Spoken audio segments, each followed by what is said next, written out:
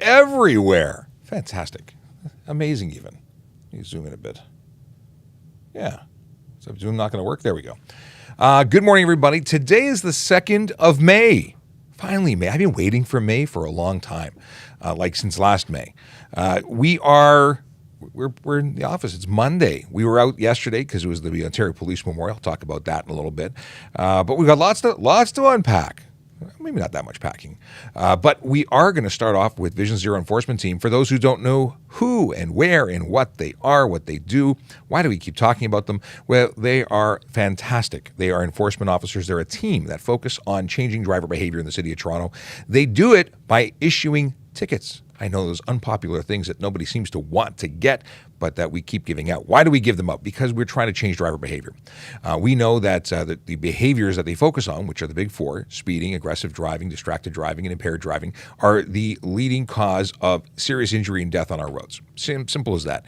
And by changing that driver behavior, we are trying to make them safer, the roads, for everyone. That's going to be your drivers, your pedestrians, your cyclists, your everybody who uses the bloody roadway. That's what it is. Well, we want to make sure the roadway isn't bloody.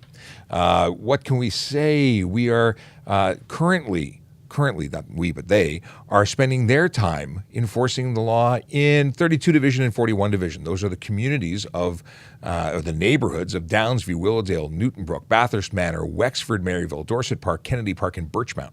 They're everywhere, but they're focused there. Now, there are officers across the city that are doing great work changing driver behavior one ticket at a time. But what we do, the Vision Zero Enforcement Team, I should say that without slurring it, because apparently I haven't spoken at all since last time I was on the air. What they do is they go where the big brain folks, the analytics, send them. We have stats that say where we should spend our time. So they are directed to those communities to help out. But again, officers across the city are doing great work to change driver behavior. And it's a good thing. If they weren't there, people might be doing things they shouldn't be. And today I posted a video just before we went live all about hurt feelings. Yes. If you're offended by me telling you shouldn't speed, drive aggressively, drive distracted, or drive impaired, then you shouldn't be following me, because I'm going to tell you a lot about that. I basically talk about traffic safety all the time. Now, that's not all we talk about, because this show is all about dispelling rumors, explaining laws, answering questions that you have for us, because this is Ask a Traffic Cop. Now, if you have questions for me, please use the Q&A function on TikTok. That's the question mark in the bubble. That will get you to me so I can answer your questions. If you're on Instagram, because we're also simulcasting there, you can use the question mark function of Q&A to get to me there. If you are watching on any of the other platforms, because we're also on YouTube, Twitch, LinkedIn, Facebook, and Twitter, everybody but Twitter can talk to me. I say that with a smile. It's a sad smile. It's just becoming a joke. The interface for Restream and Twitter is not working ever since Twitter decided to change from Periscope into whatever the heck they're doing now. In any case, it doesn't work. So if you're watching on Twitter and you'd like to ask us questions, please move over. Come on over to YouTube. You can get us at Traffic Services Toronto Police. Subscribe there if you don't already subscribe there. You can also get us at Traffic Services on Twitch, Traffic Services on Facebook, basically Traffic Services anywhere. And if you're one of the few people who uses Instagram, you can get us at Traffic Services Toronto.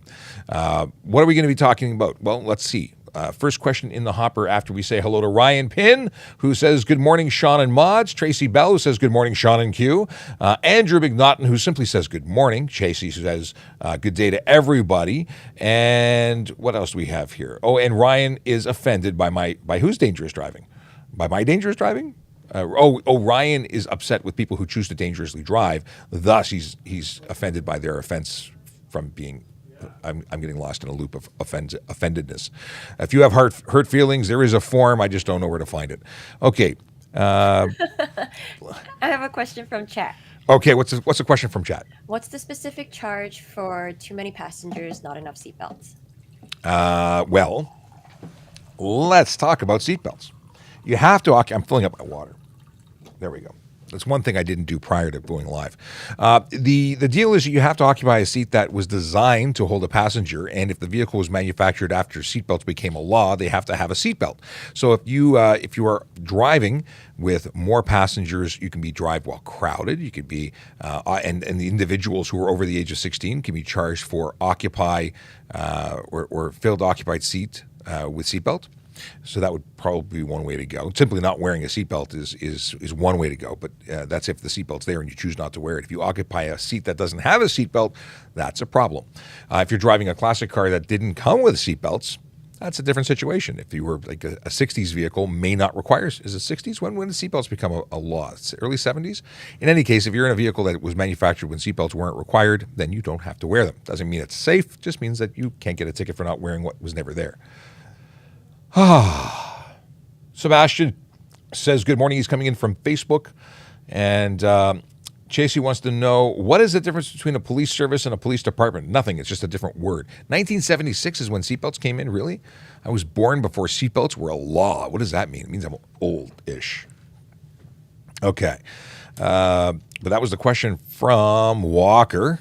Let's move on to more questions. And I have a guest. Good morning. Sergeant Kulik, not Campbell. I got to get my name straight right in the morning. It's Monday. Things can happen on Monday. I can call people by the wrong name. Let's see here. What is safer for booster seat? Driver or...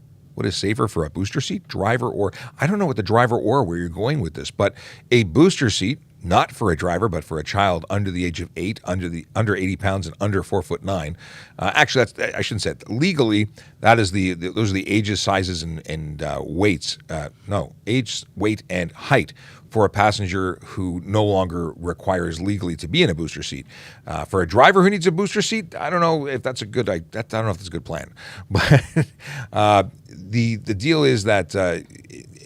I don't know what the deal is because I don't know what your question is. What is safer for a booster seat? I'm trying to unpack this and figure it out. That's going. Maybe you can rephrase it because I'm going down a rabbit hole that has no behind end. Driver.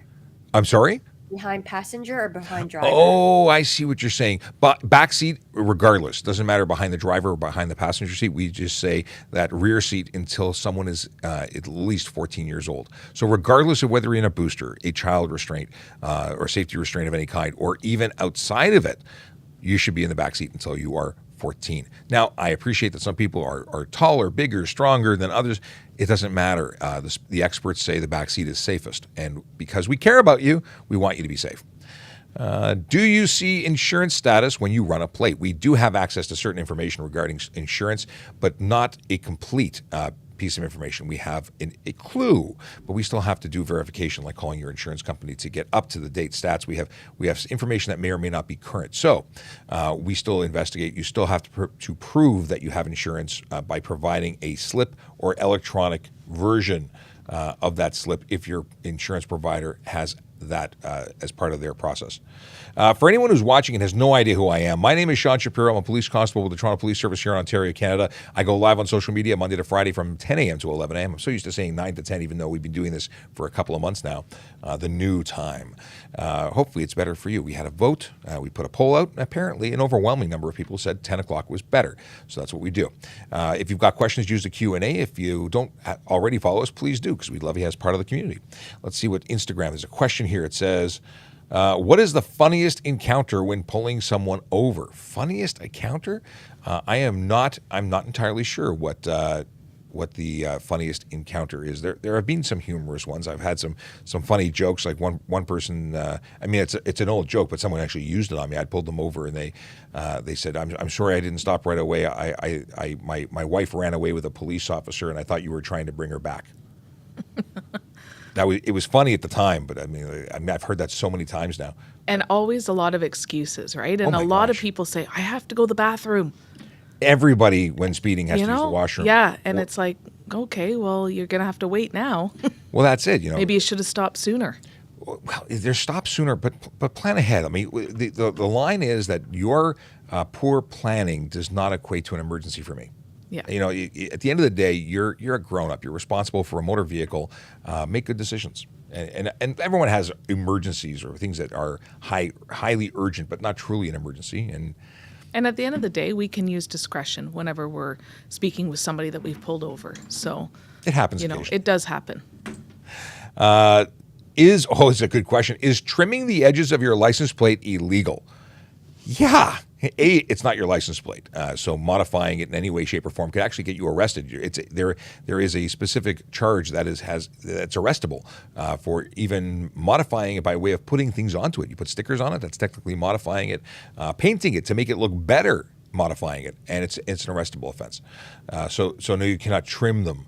But I have seen people who have folded them, equally illegal.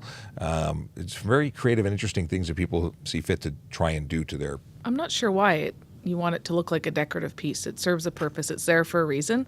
And if, there's a corner broken off and you feel the need to break the other corner off, well, maybe just go and have them replaced.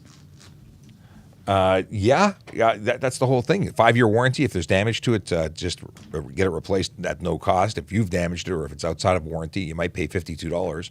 But you'll save yourself the $110 that we would charge you if we came across it. And of course, if you were modifying it, that's more serious.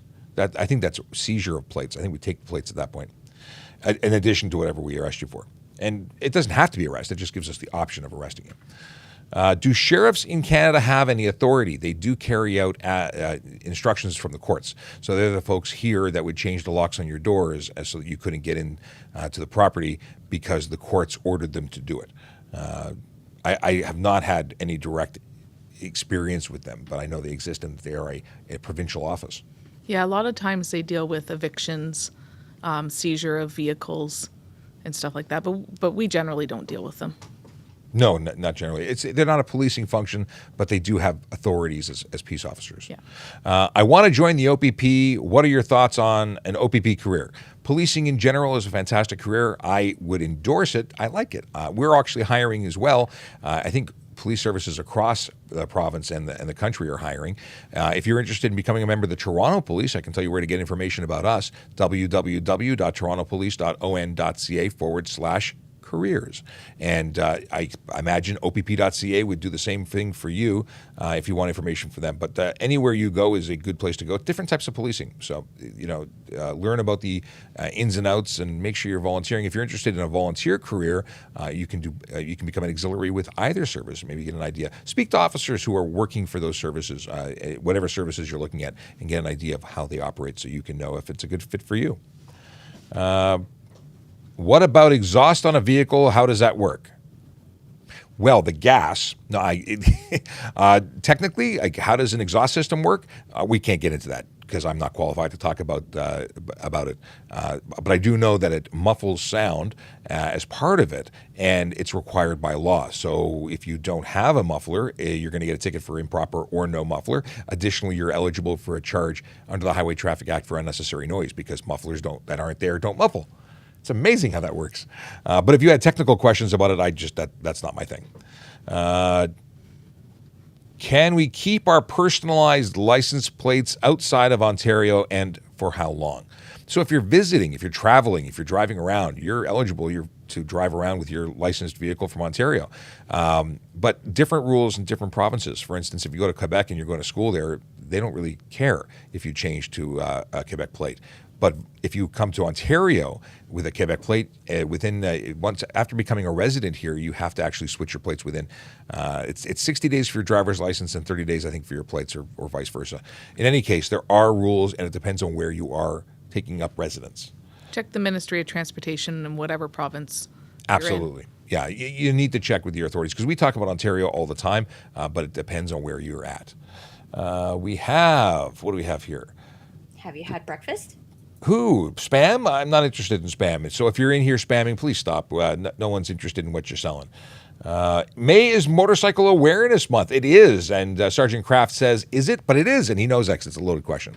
The truth is that we will be seeing more and more motorcycles hit the road in our province and across Canada and the United States. So welcome the two-wheeled friends to the road. Pay attention, please. Look twice to save a life. Things that you are not used to seeing in your rearview mirror are going to be there now. So They are vulnerable road users, whether you like the sounds of their motorcycles or not, and involving yourself in a collision with them may lead to killing them. So please be kind to motorcycle riders. And motorcycle riders, if you're out there and you're listening, please drive responsibly. Please drive within the speed limit. Please don't wake people up at night, because guess what? They don't like it. And we get tons of complaints. And enforcement for noise violations, you'll notice, is going to be up. So if you don't want to be pulled over and charged for having improper exhaust on your motorcycle, maybe don't have improper exhaust on your motorcycle. Let's see here. We have T.J. Anderson says, was there a batch of license plates, not including the 3M ones, that were defective and can be exchanged regardless of the 5-year warranty? It's a great question. And B-Series plates were acknowledged as being defective. And we have been hearing of people exchanging those well beyond the 5 years. I think we're at 7+ years now, and they're still being, to this day, exchanged at no cost. If someone tells you that they are now charging for them, you might want to try a different ministry location or call ahead, because my understanding is they should not be charged. Are Toronto police cars going electric soon? I have no information about that. I don't even know if we're testing plug-in electrics, but I imagine that the entire planet is going to be going electric at some point. I just don't know how reasonable it is for us. Our cars run 24/7. To take a vehicle out of circulation to charge it would mean we'd need twice as many vehicles, because like I said, our vehicles run 24/7. A police officer comes in to finish their shift, and there's somebody waiting from the next shift to take the keys and keep it going, which means you always have a warm seat, because they just don't hang out. Do you prefer to study criminology Do you prefer to study criminology to enter police foundations? Any education is good education. There's no guarantee that one will win over another, but a university degree definitely carries weight. Okay. So good luck to you on your career in policing, but definitely check out the careers page, www.torontopolice.on.ca/careers, to get more information about what the requirements are. And if you can meet those requirements now, there's nothing to say you shouldn't apply right now. You could always continue your education later, but I'm not telling you to drop out of school. Just getting hired when we're hiring is a really good thing. And it's a great career. There's both Sean and I have had really rewarding portions of our career, and I wouldn't change it for the world. So if you're thinking about it, reach out to anybody you know who's an officer, stop one on the street, ask them what they've done in their career, because especially with Toronto, the opportunities are endless here. From traffic to undercover work to dogs to canine to all kinds of different things. So yes, you have to do your time on the road, but there's lots of opportunities. So there's not a lot of other careers out there that gives you the opportunity to do so many different things. Yeah, every time you come in, not only, even if you were to stay a divisional officer at one division, every single day is going to be different. But because you have the opportunity to take on different roles, different specialties, for instance, traffic. I started in 12th Division, and I am now a traffic officer and have been for many years, but I specialized and have directed my efforts there. Now, if you go back further, I was a court officer. I was in an entirely different area of the police service doing other important work, but I was able to change and get into something else. So we have officers who start as parking enforcement officers, clerks. We have so many different jobs, and you don't have to be a member of our uniform branch. You could get involved in working as a clerk, administrative work, technical. IT. I just saw a posting for IT. Yeah, tons and tons of different opportunities. Q just put up a post that says, "Boop the snoop and share the live." Please, if you don't mind, hit that screen until your fingers go numb if you're on Instagram and TikTok. That helps the algorithm know that you like what you see. If you share it personally to friends, people that you think might be interested, that is an even bigger endorsement of what we do here, which is trying to answer your traffic and police questions. If you are on YouTube and you don't have a touch screen, please don't touch your screen, but do subscribe to us and please share it in social media on whatever platform you're watching. We've got folks watching on YouTube, Facebook, and we have folks on our Twitch accounts. So really appreciate everyone who's spending time with us, and we have so many folks who are regulars, that come here every day and interact with us. And it's you who determine the value and the of each episode by asking us questions that are important.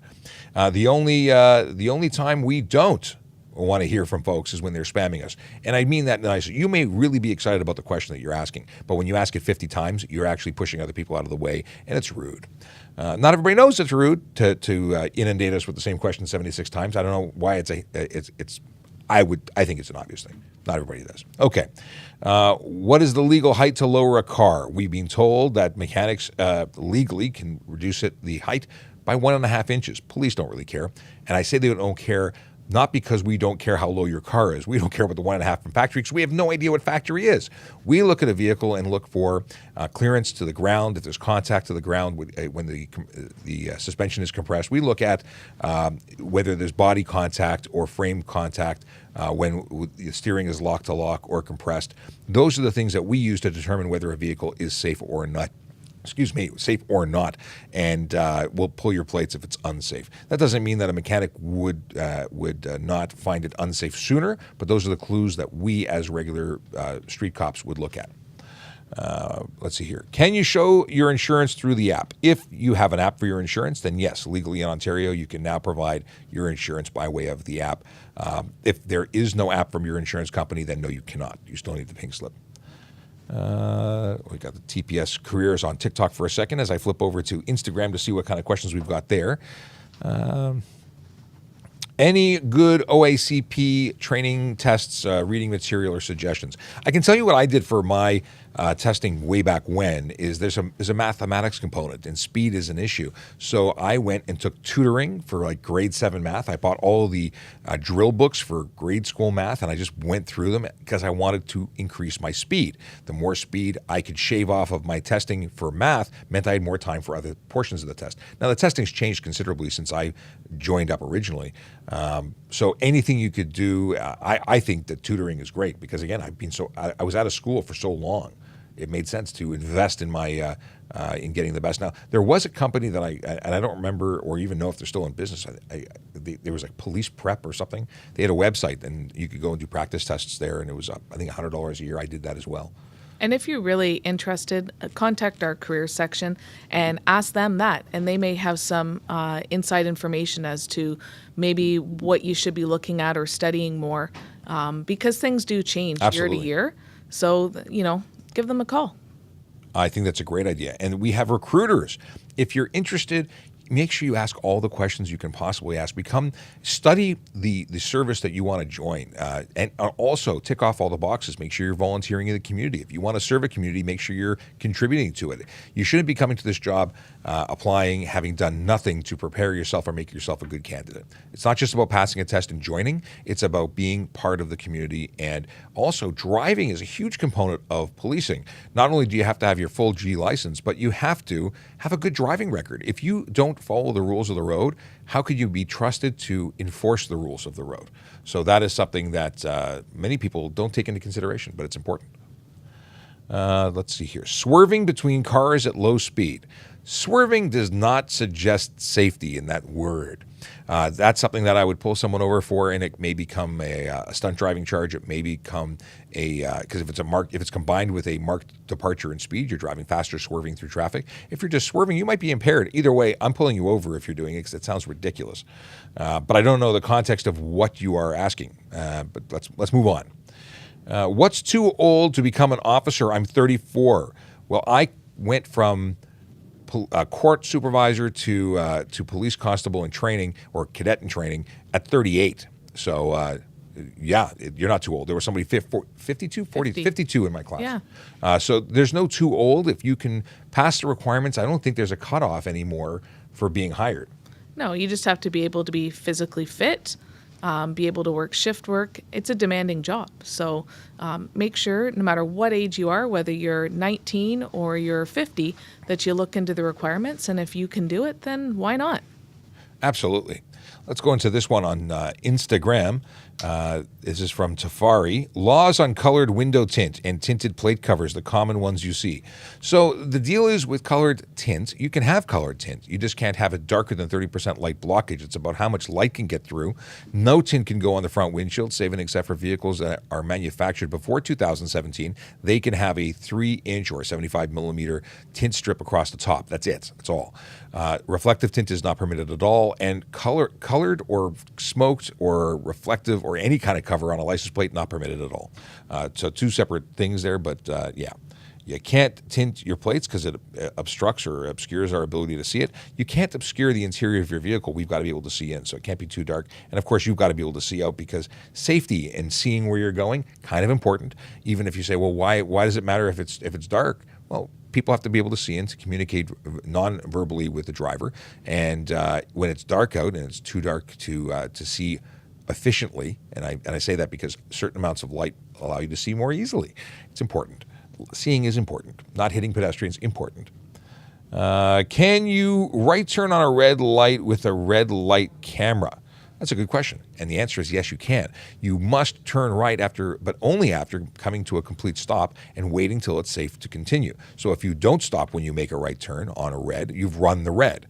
Turning doesn't absolve you of that. The law says you must turn right only, or you may turn right only after coming to a complete stop and ensuring it's safe to do so. We got questions. Sebastian says, the exhaust on my Honda is sticking out of the hood. I haven't brought it out on the road as of yet, but it is quiet. Will it be an issue? So is the exhaust port on the hood, like the exhaust comes out of the hood instead of going to the back of the vehicle? That's going to be an issue. I don't think you can do that. I'd have to confirm with my high-tech traffic guys who know the exhaust stuff, and one of those would be Sergeant Campbell. He's all about that. But my understanding is if the fumes from your exhaust can enter the cabin, or if it's close to an air box, could be an issue. Don't quote me on it, but it might be an issue. I don't know what you have. Oh, yeah, so Sebastian's confirming, yes, it actually exits from the hood.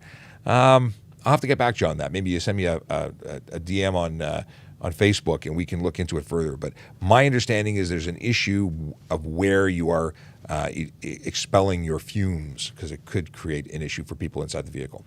But that's all I got for you right now, without getting confirmation from someone who knows more than me about exhaust systems. Okay. We talked about the how low is too low. Can you speed when passing in the oncoming lane? No. You're never allowed to speed. That's why they call it a limit. It's the maximum speed you're allowed to travel on the roadway. No, there's no. What you should not do is pass if you can't do it safely. There's no excuse to hammer that down and take off after anybody. There's no. You can't if you have to go to the bathroom. You can't if you have to get to work on time. You can't speed if you're having a baby. You can't speed if you got a paper cut. You can't. Any other can't speed. There's no reason to speed ever. So the question about modifying exhaust, how does that work? You have to maintain the rules around having an exhaust. So you can't cut the muffler out. You can't cut the resonator out. You can't make it louder beyond that of what the legal limit is. 74 decibels at idle, I believe, is the maximum noise generated. But here's the deal. Regardless of what you do to your exhaust system, you could have a stock, brand new Honda Civic. It's my go-to car whenever I talk about exhaust. And you can drive it like a numpty and create so much noise that you're going to get an unnecessary noise ticket. You can't drive around in first gear at 9,000 RPM. It is going to be an issue, and that is going to be generating too much noise. But you can't honk your horn or play your stereo out either. So there's a bunch of different things. Whatever you do to modify your exhaust, make sure it's legal. Talk to a trusted mechanic who actually cares about the law. Some don't, and don't do things yourself. I mean, not at least not without verifying that they're legal. Because sadly, what happens is you get tickets, and then nobody likes those. Are transports liable for any rocks they kick up? Within reason, but you need to be able to determine where it came from. Problem is, when you have trucks all over the road, you may not know where the damage or what vehicle was responsible for it. Obviously, they're responsible for any damage caused by stuff that falls off their vehicle. Definitely, they're responsible for that. Dash cameras are really great for that, because it helps you go back and identify with things like license plates. Because I would never know. I cannot memorize every plate of every vehicle in front of me on an ongoing basis. And when you hear that ka-tink and you look at your windshield and you realize that something's happened, it's usually too late. Okay. Can you get, what is this? Can you get OPP on your live for airspeed patrol questions? There isn't anybody right now that's doing TikTok or live streaming really on the internet. We do have Sergeant Kerry Schmidt, who's a friend of ours, and he does do some Vimeo stuff and occasionally live streams from the road. But I don't think he does Q&A sessions like this.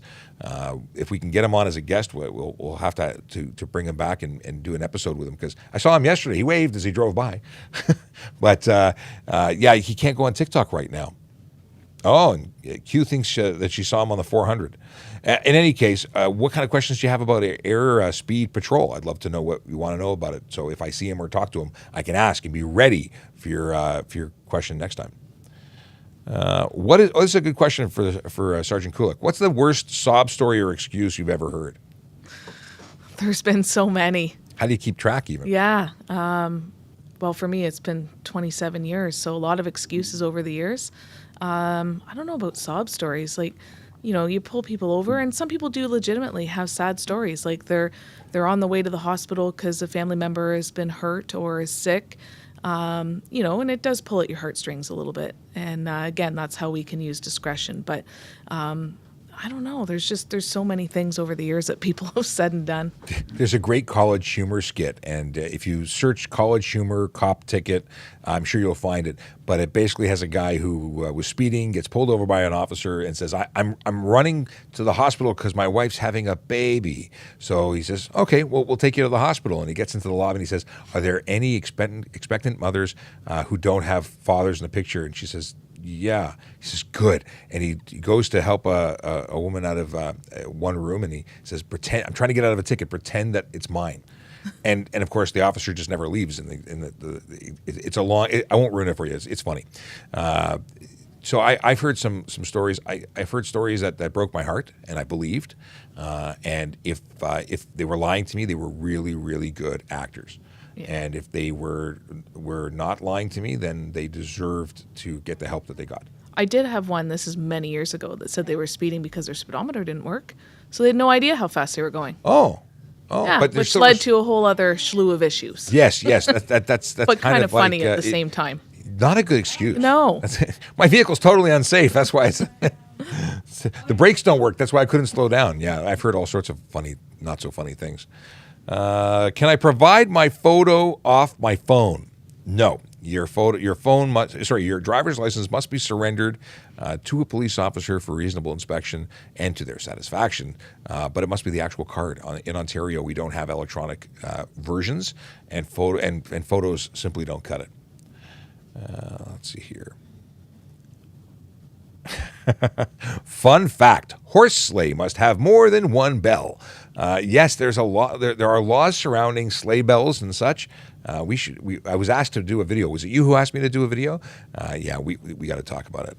I think that's really important. Sleigh bells and yeah, maybe we'll save that for Christmas though. There are a lot of interesting charges in the Highway Traffic Act. If you take the time to go through, and stuff that's like archaic that you didn't even know existed, and you look at it and it's like, oh, I guess it's been the laws forever and it's still on the books. Oh yeah. There's stuff in Toronto, the Toronto books about, taking a dead horse up at Yonge Street on weekends. Like some really weird stuff. Yeah. You'd think they'd take it out, but no, it's not. I think it takes more work and energy to remove something than just leave it in there. It doesn't affect anybody. Does getting a G erase tickets that you got when you had a G2? The simple answer is no. Your driving record is one driving record from the day, even before you're licensed. If you got a ticket for driving unlicensed before your license was ever achieved, it's still part of your lifetime abstract. We would see it, even if insurance companies can't. So whether you have a G1, G2, or G, anything that you accrue or generate is going to be with you forever. Now, granted, when an insurance company looks, they get to see your current, so 3 years. But we see everything. So if an officer asks you, have you ever been stopped for speeding before? And no, sir, no, I haven't. And we see that you've been stopped 6 times and charged. Yeah. Right? So don't lie. Don't lie. We ask questions we know the answer to. We'd rather you be upfront with us. But it's a test. we literally know the answer to questions. Yeah. 9 times out of 10, we know the answer. We're trying to find out if you are being honest. And that's a bit of an exaggeration. Sometimes we're asking you questions like, where are you going? We don't know We don't know where that. Thoughts on modified cars on the road? Modified does not necessarily mean unsafe or illegal, and I think that people should make vehicles that make them happy and customize things so that they're happy. As long as it's done safely and legally, I've got no issue with it at all. I'm a car guy. That's how I got into traffic. I'm a motorcycle guy too, so I appreciate all these things. Many of the people in this building that I work with are car enthusiasts. Whether they race on weekends or they just have an appreciation for motor vehicles. It's not just about enforcing roads or rules, I should say. It is, however, making sure people are safe. Okay, how low is too low? We talked about that already. If you don't know who I am and you're watching here going, what is this bald guy doing on my TikTok? My name is Sean Shapiro, and I'm a police constable with the Toronto Police Service. We answer your traffic and police questions Monday to Friday from 10 a.m. to 11 a.m. And if you don't already follow us, please do. But if you are watching us, please tap that screen and tell the algorithm that you like us. If you're watching on Instagram, please do the same. If you're watching on any of the other platforms like YouTube, Twitch, LinkedIn, Facebook, and Twitter, please share and retweet and whatnot, whatever you can do. We're trying to get more people in here, not because we make money. There's no free toaster. We don't even care about followers other than we want to find people who want to hear what we have to say, which is answers to your questions. It's a show all about you. What requirements do I need to get into police foundations? That's a really good question. And the answer is I have no idea, because that is a private school that is determining what their program is. Police foundations isn't a police course. So that is that. We have someone with noisy pants. I don't know who that could be. Hi, Erin. How you doing? Hello. Bicycle pants make noise, Yeah. but they're waterproof, so it's worth it. They're more comfortable. Can you cross a border with a G2? That's not what I selected one question, I got a different one. So let's start with the one that I wanted to press, but it didn't work.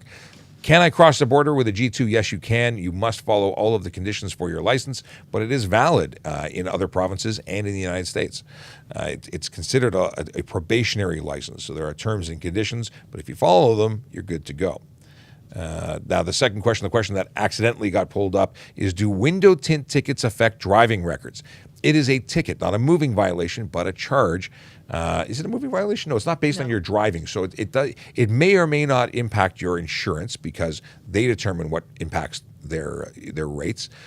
Driving a vehicle that is unsafe based on your customizing could cause them to determine you need to pay more insurance.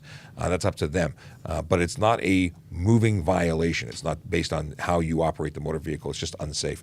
Now, if your vehicle is so dark that it is deemed to be unsafe, we're taking your license plates. We're going to, charge you appropriately. It really depends on what offense is you're being charged with. Someone's saying hello to somebody else loudly. And remember too, you can, maybe not for tint stuff, but if you're modifying your vehicle in some way, you can contact your insurance company and ask, because they may not insure you if something happens and they don't know about it. Mm-hmm. So it's really important that you follow whatever the rules are that your insurance company has in place too. That's a really good point. There was a guy that was on the news. He had changed his exhaust system and was involved in a collision, and as a result, they chose not to insure his vehicle at all because he had modified it from what they agreed to insure. And some people just don't think about the fact that the insurance company is entering into a contract with you, and they have rules. And if you say that you've got an ABC 123, but when they come to inspect it at the result or after a collision, and they see it is not what they said they were insuring, yeah, you're in trouble. And in trouble from the perspective of they are not going to pay you, and that could really stink. Yeah. That, Do your homework. Yeah. Oh, yeah. I would suggest being upright and upfront Forthright? and honest with your insurance company, because when you need money most in the event of a collision, replacing that vehicle that you rely on to get to work, to get to school, to live life, not getting that replaced could be horrible over something as silly as just calling them and maybe paying a few bucks extra. What's your favorite car? Police car or car in general? I like so many of them. Problem is, many of the vehicles I like, I can't physically fit into. I'm 6'5", and it doesn't work. Like, I like Porsches. I've driven Porsches. Porsches don't like me. I've crammed my butt into them just so I could test drive them, but no. Even being a passenger, a friend of mine's got a Pan America. I think that's the four-door car. Beautiful car. Yeah, it's not made for me. Whereas I'm tiny, and I love my big F-150s. Yes, I drive a full-size vehicle because it's the most comfortable, not because I like paying for gas. Let's see here. Tire fall off on road, no fault of your own. My fault? Is it your tire that fell off or somebody else's tire? Obviously, if it's somebody else's tire that came off of their vehicle and hit you, that's their fault. They did not maintain their vehicle safely. They're responsible for what happens to other vehicles as a result of damage or improper maintenance of their vehicle. That's an obvious one. If your car has a tire that falls off, it's your fault. It may not be the fault of the driver driving. It may not be driving behavior that resulted in the failure. However, when that tire comes off, it's because your vehicle failed. Now, if you can prove, and I would assume we're going to look at it mechanically, why it came off, and it was determined that it was a defective part, then the manufacturer is going to be faulted and not you. But it becomes more complicated at that point. Do your due diligence and do circle checks, right? Every once in a while, take a look around. You don't want to be driving around with a flat tire or somebody pointing that out to you when you're already on the road. So take a look at that, and you know what? Nobody wants anything to happen to anybody out there, and yeah. And just because, you may not, I reintroduced myself recently, but I don't think I introduced Sergeant Kulik recently. Sergeant Kulik is the sergeant in charge of the office that we're in, and comes onto the show regularly to talk about stuff and things, because that's what we do here. And then Stuff and things. And Aaron Urquhart is a parking enforcement officer, also working out of the Traffic Safety Programs office as a media relations officer and TikTok star. You can get her at TPS_bikeheart. And Aaron, what's cooking? Not much. I actually going to do a little self-promotion here on my new video. I'm hoping people go and see it because I worked hard on editing it. And it was like a little vlog of my patrol day on Friday, and I did like with the bicycle boxing and people want to be you? Yeah. I saw that video. I had my Strava app on to measure how far I rode all day in terms of, so it's like a little nice inside of my day. So. Did people harass you and say, how do you get paid to exercise on a bicycle? No, actually, it's the opposite. People are like, you need an e-bike. And I'm like, no, I don't. Like a lot of, I'm sure like people are asking when are we going to switch to electric police vehicles, and then now they're asking like, when are you guys going to get e-bikes? And they're not functional for what we do, and I don't need an e-bike, and I enjoy the pedal power. You get around, and it's exercise. Exactly. You get a built-in workout every day. Yeah. That would be great. I could have poutine and still, justify my eating up a poutine. Yeah. Okay. Here's a great. We all love poutine. I'm back on being good. I yesterday at the police memorial, we had breakfast that I helped out by bringing setting up tents and booths, and we had breakfast sandwiches and coffee for officers that were attending, and they weren't eating them fast enough, so I had to help them out. But now I can't have any bread for a year. Okay, do Quebec tickets show up on Ontario police system? So if you are driving in any province in Ontario, any province in Canada, and even in some states, there's something called a reciprocal agreement. Those points would be awarded to your driver's license from Ontario. Equally, we would be able to see tickets that are issued against you. There are some states that don't report back, but they would arrest you if you didn't pay a ticket there. It's at the end of the day, assume that we see everything, and if we don't, you're lucky, but assume that we do, because 9 times out of 10 in this information age, we do actually see everything. And if you're suspended somewhere else, you're suspended here. Can an off-duty officer get a ticket if she or he gets pulled over for speeding? So we often talk about speeding, and speeding is something that as a police officer on duty in the lawful execution of those duties in a police vehicle, you're permitted to legally exceed the speed limit. It's part of what you're doing. There's a reason for it. If you're speeding in your personal vehicle, can you get a ticket? Yeah, you can. Now, we often hear, and I'm sure this is leading up to the question of professional courtesy or getting a break or someone giving a warning. We are just as eligible for a warning as any member of the public. That decision of an officer who stops you to give somebody a warning or whether it be printed or verbal, it's the same for everybody. And I gave warnings for civilians as well. So, it's just what it is. Very often, we do find that some police services charge other police services. Sometimes it's just what it is. No one should be speeding unless they're doing something lawfully, and the lawful execution of their duties is the only time that we're legally allowed to speed. I'm 6'10", you're 6'5". How do you deal in a police car? Uncomfortable is what I deal. My favorite vehicle for on-duty police work was a police motorcycle. Is where I was most comfortable because, well, I wasn't in a car. Now, the Ford Taurus, which thankfully doesn't exist anymore, at least not new, and we only have a few of those left, I don't fit into at all. It was pathetic for me to try and get in and out of that vehicle. Quite comical. I wish I had video proof of it. But we do have some full-size vehicles, and if you were just too big to fit in any of the vehicles, I'm sure they would have to find something that worked for you. I know York Regional Police, they will give you a full-size SUV, and if you can't find an SUV, you ride a desk. There's some things there for officer safety. They just can't fold someone safely inside of a police car. There you go. Parking TPS and TPS_bike cart. Q has put the links onto the TikTok for those who are looking. Let's see here. Question on Instagram of how long does a warning last? Warnings kind of last forever. They are not something that attaches to your driver's license. They're in the computer system of the police service that issues them, and we will see them. So if we give you a warning for speeding and we say don't do it again, or we'll know, we really will. We'll know forever. It's probably 25 years until there's any kind of purge, maybe even longer. Is it forever now, Sarge, or is it?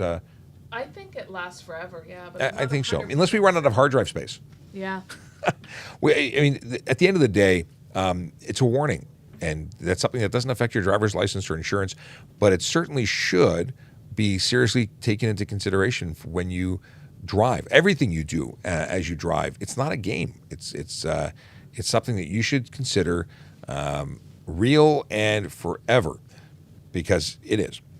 And that's not where I was going with this. I was basically saying that, you should change the way you drive and follow the rules. What is this? When will the PTC license will be open for drivers to, I don't know public vehicle license will be open? I don't know anything about this. Because I don't know exactly what you're asking. So I will continue along, and maybe you can rephrase the question so I can make out what you're looking for.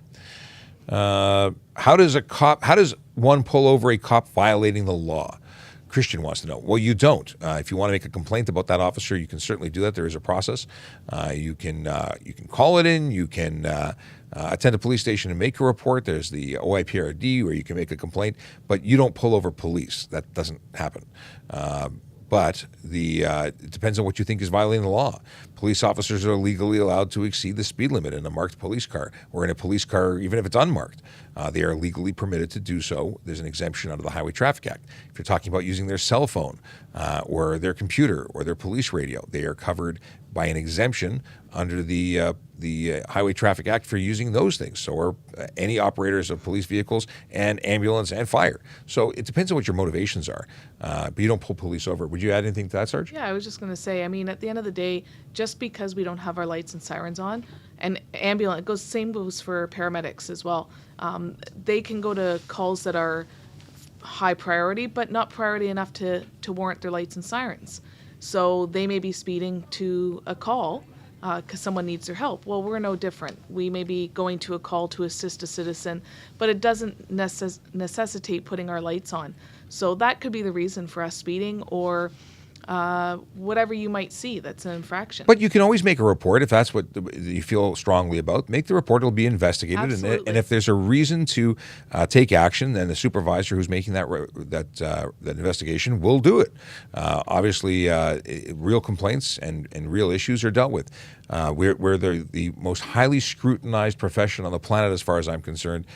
And if you make a complaint, it will be looked at. I will say this: it is often safer for police, fire, and ambulance to operate at above the speed limit without activating their lights and sirens, even at the speed limit. Just because it's an emergency, lights don't make it safer for us. People do some wild and crazy things because they may think that we're looking for them, trying to stop them. I've had people stop in the middle of a live lane of traffic, not pulling over because they didn't know what to do. They got scared.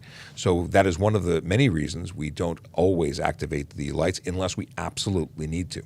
It's for traffic clearing or if we're going through a signalized intersection against the signal. Those are pretty much the times when we have to do it. Yeah. That's it.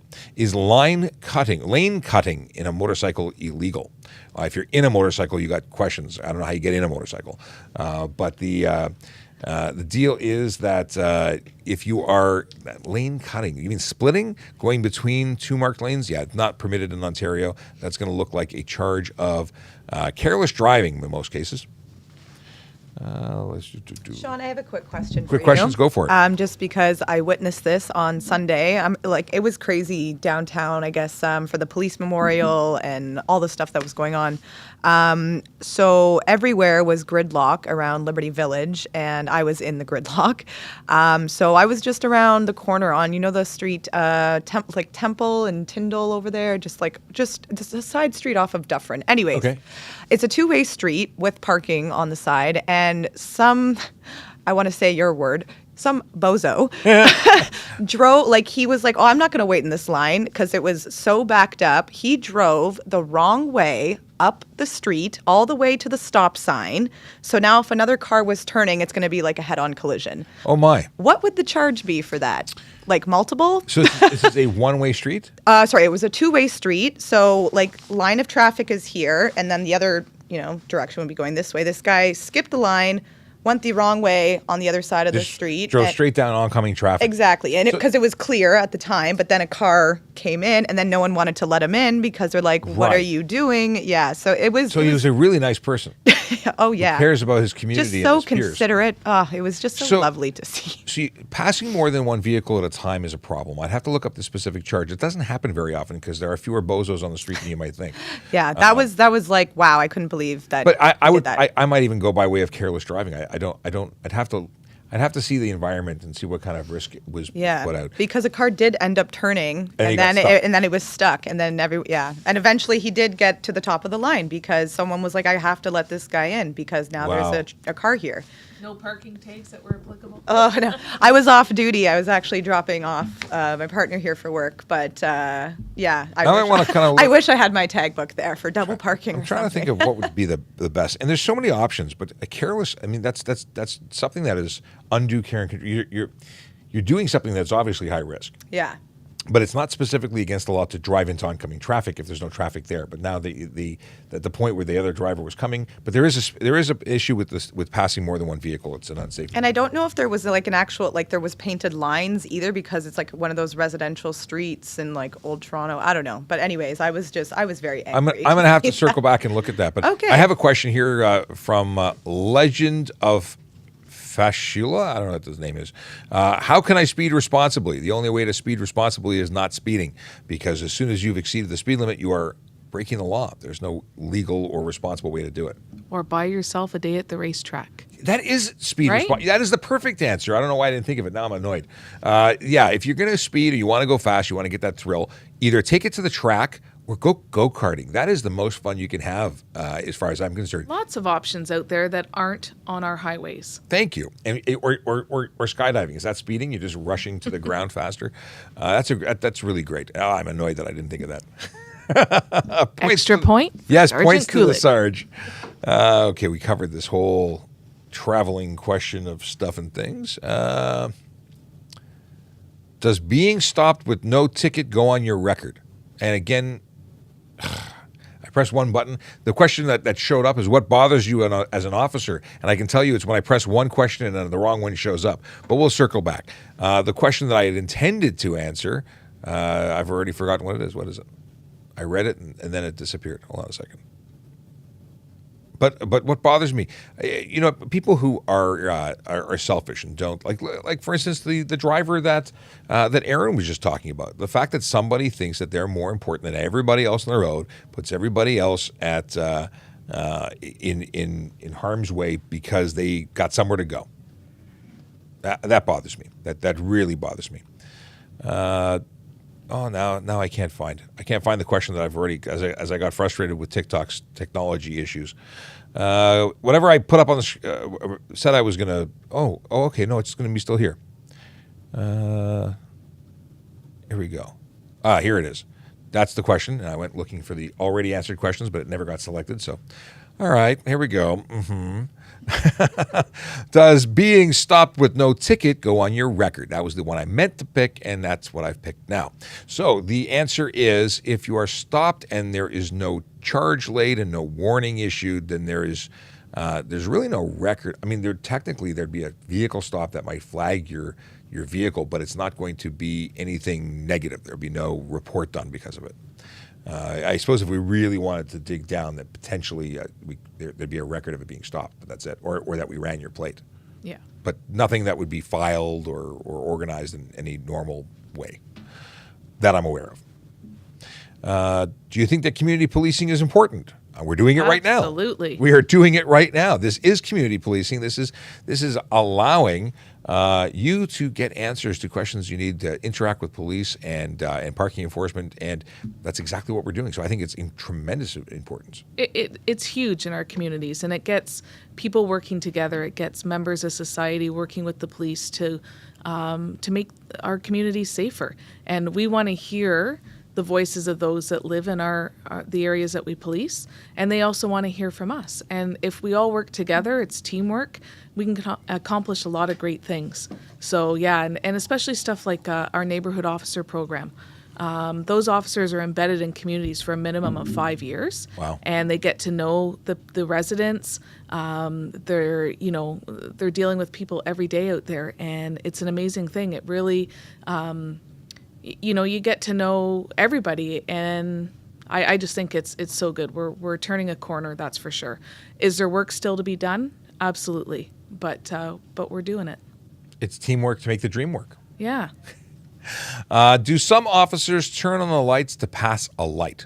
So you get to an intersection, it's a red signal. Do they turn on their emergency equipment to go through? Yes, because it's a requirement under law for us to do that. So we had talked a few moments ago about exceeding the speed limit. Sometimes we're going to an emergency. We don't have our lights and sirens on because it's safer. And then when we get to a red light, we have to turn those on at that point to get through the intersection. We get to the other side of the intersection, we disable them or turn it off again and continue about our way because we're obligated to get through that intersection by the HTA to do that. But that doesn't mean it's not an emergency. It doesn't mean we're just trying to get home fast. It's why we're doing it, because it's safer that way and because there's requirements. We just lost Instagram because we only have an hour on Instagram, and that hour is up, which means we're winding down the show and going to be saying goodbye soon. But let's pick a couple of good questions to wrap things up with. What do we got here?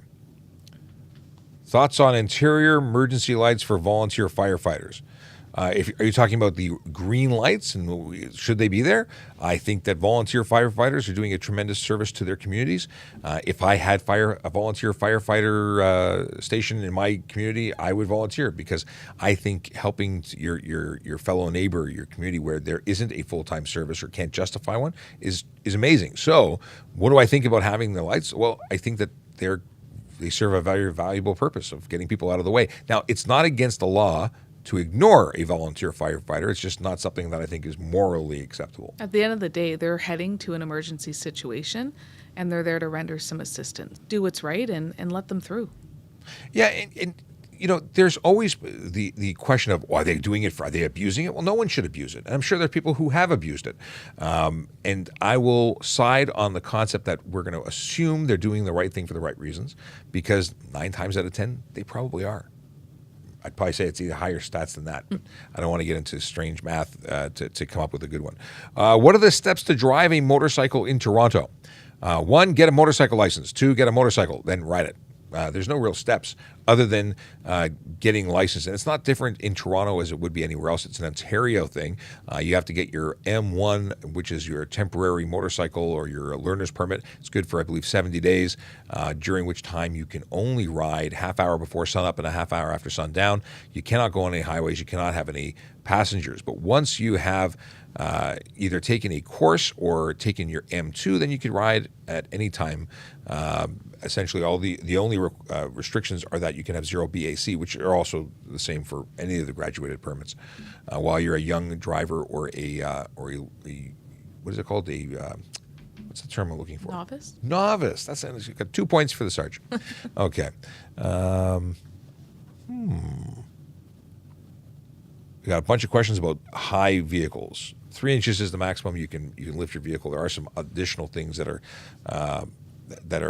come into play with what's authorized and what's not. But lifting a vehicle is not necessarily safe. So and then again, there's issues with tires. Your tires have to be covered by a fender and or mud flaps.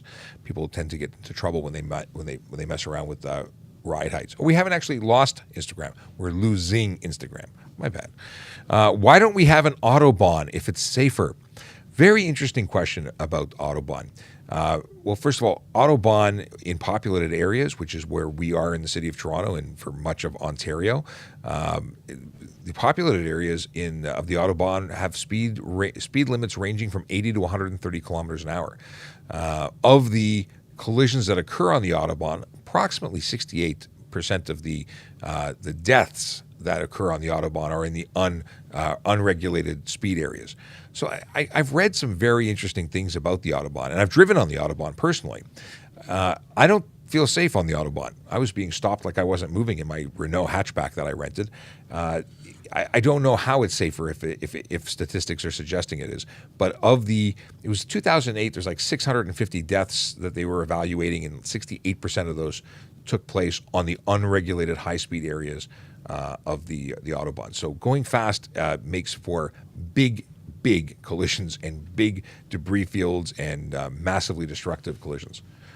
There may be less of them compared to the United States because statistically I believe that there are more deaths and collisions in the United States, and Canada for that matter.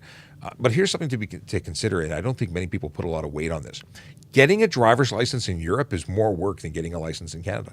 Or in the United States for that matter. It is harder. There are more restrictions. There are greater tests. It is not easy. So likely they have a better driving pool. The pool of drivers are most likely higher skilled, which contributes to it. But this is something that's ongoing research that I'm doing on my own because I'm curious because I get so many questions about the Autobahn. But we'll talk more about it. Maybe we'll have somebody from Germany to come down and we'll talk about the Autobahn, and they can tell us all about why it's better. But it's a good question. It's always a good question. I like all these questions. A lot of folks who are talking about the recent change on a few highways or stretches of road in Ontario that are allowing a 10 kilometer an hour bump. Apparently, those sections of highway are safe for those speeds. So they've allowed the 10 kilometer bump. But on the 400, is it 400 or 404? It equates to 16 kilometers of road. Like, we're not talking about the entire highway is faster now. It is 16 kilometers an hour. 16 kilometers stretch of road. And it's going to be interesting to see if people just go 10 kilometers faster than they were already doing. So folks who are breaking the law and going 20 over or 30 over, will they now go what would be 40 over now? It'll just be only 30 over. It's going to be interesting to see what happens. Anyway, with that, I'm going to say we've wrapped up yet another show. It has been a pleasure. We do this again. We will do this again tomorrow at 10 a.m. Because we like this stuff where we get to engage with the public and answer your traffic and police questions. So if you think of anything from now till then, either throw it in a comment in one of the videos that we post, or save it for tomorrow and get in early, get in first, and we'll get to you hopefully during the hour. Stay safe out there, folks, and have a great day. Take care. Oh, even Aaron says, hey, how about Q? You got some wise words for the folks? No. No. I'm kidding. Be safe, everyone. I will say this. Sebastian says, can I change the sound of my horn? You want to make it sound like an air horn, a duck? What kind of thing? Quack, quack? I did notice that with Teslas, you can put in some funny stuff. Foghorns? No, sorry. You can put a fart noise in, like, not as your horn, but like you can. Well, this quality of this show just went downhill quick. Yeah, like in the seat, like the passenger or driver seat, you can like press a button and it'll be like. Well, I got sound effects. Kinda, yeah. All right, with that, let's do this countdown. 10, 9, 8, 7, 6, 5, 4, 3, 2, 1.